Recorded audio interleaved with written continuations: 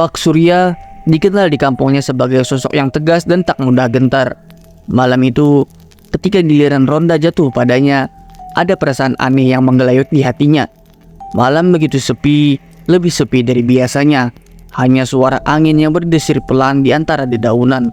Sesekali diiringi bunyi jangkrik yang seolah memberi tanda bahaya. Berbekal senter dan pantungan, Pak Surya memulai tugasnya. Ia berjalan menyusuri jalanan kampung yang sepi, memastikan bahwa semua rumah aman terkunci. Setiap langkahnya menghasilkan gema yang terpantul dari tembok-tembok rumah, menciptakan suasana yang semakin mencengkam. Ketika ia sampai di sudut jalan yang paling gelap, di mana ada pohon beringin tua berdiri dengan akar-akar menggantung seperti lengan makhluk tak terlihat, angin tiba-tiba berhenti berhembus. Suasana yang semula hening mendadak berubah mencengkam. Pak Surya merasakan udara di sekitarnya menjadi berat, seperti ada sesuatu yang mengintainya. Dalam keheningan itu, terdengar suara berbisik pelan, begitu lembut namun mengekikkan telinga.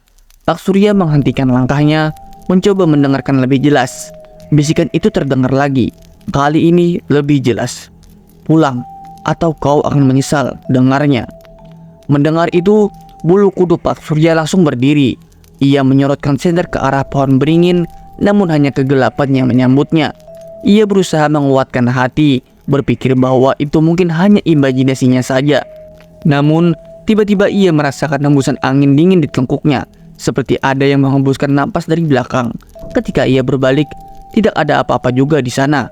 Ia mempercepat langkahnya, namun suara langkah kakinya terdengar bergema, seolah-olah ada orang lain yang mengikuti di belakangnya.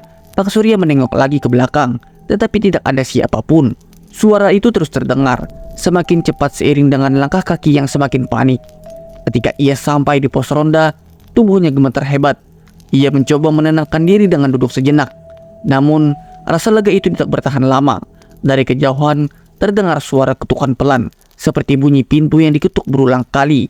Ia mencoba mengabaikan, tetapi suara itu semakin lama semakin keras, seolah datang dari dalam pos ronda itu sendiri. Pak Surya mencoba membuka pintu pos ronda, namun pintu itu tertutup rapat. Ketika ia kembali duduk, suara ketukan itu berganti dengan suara tangisan lirih. Ia menyalakan senter dan mencoba mencari sumber suara, tapi tak ada apa-apa di sana. Ketika ia mengarahkan cahaya senter ke pojok ruangan, tiba-tiba muncul sosok wanita dengan wajah pucat dan rambut panjang terurai, melayang di udara dengan mata menatap kosong ke arah Pak Surya. Pak Surya tergagap, tubuhnya kaku tak bisa bergerak. Sosok wanita itu perlahan mendekat, tangannya seolah ingin meraihnya. Dalam kepanikan, Pak Surya terjatuh dari kursinya dan senter yang digenggamnya terlepas, berguling ke sudut ruangan.